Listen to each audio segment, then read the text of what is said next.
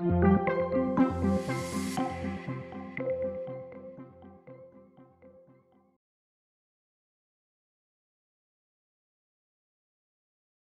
right, we've taken this journey together and we're now on the last module.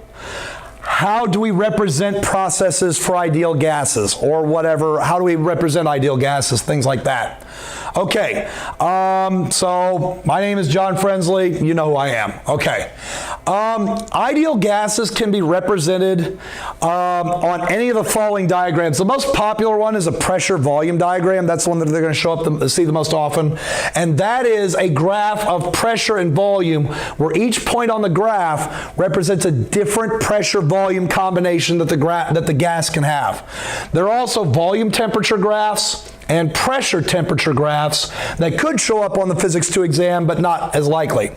A point on any of these diagrams represents a state of the gas. Remember, solid, liquid, gas is not states. Those should be called phases. Liquid phase, solid phase, gas phase. But a state of a gas is a combination pressure, volume, and temperature of the gas. A line or curve connecting 2 points represents a process, a way by which a gas can change its pressure, volume, or temperature. Okay, 3 processes I'm going to go over with you. Isobaric. Isobaric happens at constant pressure. At constant pressure, you could heat, therefore expand the gas, or you could cool, therefore compress the gas. On a pressure-volume diagram, pressure stays the same, but volume increases or volume decreases. On a pressure-temperature diagram, pressure stays the same, but volume increases, temperature increases, or temperature decreases. On a volume temperature diagram, volume and temperature are directly proportional. This is absolute zero right here. So it's a straight line with both volume and temperature increasing. The line is lined up with the origin, or the volume and temperature are decreasing. The line is lined up with the origin. Teach your students these representations. Process number 2, isochoric, takes place at a constant volume. Keep the volume the same. Do you heat the gas and keep its volume the same? Then its pressure will increase while keeping the same volume. Do you cool the gas at a constant volume? The pressure will decrease, volume stays the same. Pressure temperature. If you heat a gas at constant volume, its temperature and pressure will go up as a direct proportion. A line aligned with the origin. Or the pressure and temperature will go down as a line aligned with the origin. For volume and temperature, volume stays the same, but the temperature either increases for heating or decreases for cooling.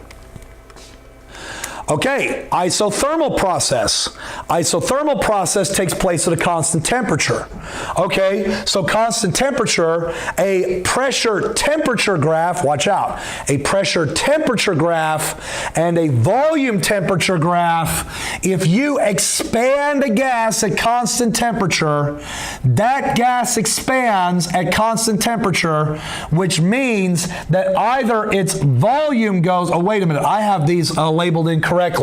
I'm sorry, this is a typo. I mixed them up. Let me try this again. I'm going to tell you what it should really show. For expansion, volume goes up, but pressure goes down. That arrow needs to be reversed. For a pressure volume diagram, the pressure goes down while the volume goes up, an isothermal expansion. Okay, so that should be a down arrow. And this should be an up arrow. For an isothermal compression, compression means that the pressure goes up, wrong arrow, and the volume goes down, and therefore the volume goes down and the pressure goes up according to a reciprocal graph. Okay, I'm sorry, these two are switched. That should be for an expansion. Expanding gas decreases pressure and compressing gas increases pressure. That was a mistake. I'm sorry about that. Okay, here's one that I have the students do. I have them go to this applet, falstad.com/gas. It shows the random motion of molecules. It shows the students that not all the molecules, they do not have all the same speed or the same kinetic energy. You can actually make the simulation have all the molecules start. You can specify in the simulation, all the molecules start with the same speed. And as they collide, they'll stop all having the same speed. But the molecules do have an average speed, an average kinetic energy, and that's what determines temperature. And the molecules have a distribution of speeds that looks something like this. So, A and B are the same gas, but in two different states. A is when the gas is colder. When the gas is colder, more molecules are going a slower speed. So you get a distribution that looks like this. When the gas heats up, molecules spread out to higher speeds. So you have molecules, some molecules are going faster, fewer molecules are going slower. This is called a distribution diagram of speeds of molecules in a gas. I would expose your students to this. What does the distribution graph have? On the horizontal, speed. Speeds like 100, 200, 300, 400, 500 meters per second. And then this tells me how many particles have that speed. In other words, if this is 100 and this was 10,000, then that tells me that 10,000 molecules have a speed that rounds to 100 meters per second, between 99.5 and 100.5 meters per second of velocity. What if this is 150 and this is 20,000? 20,000 molecules have a speed, 150 meters per second, that rounds to 150. Between 149.5 and 150.5. So the number of molecules for each speed, how many molecules have a speed that rounds to 200, rounds to 300? How many molecules have a speed that rounds to 320 or 220 meters per second, or 470 meters per second? How many molecules have a speed that rounds to that? That's what the distribution shows. Cold gas, there are more molecules going slow.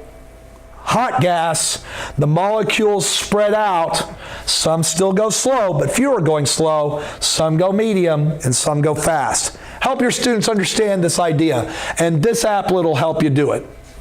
Okay, I also do with my students a crush the can demo.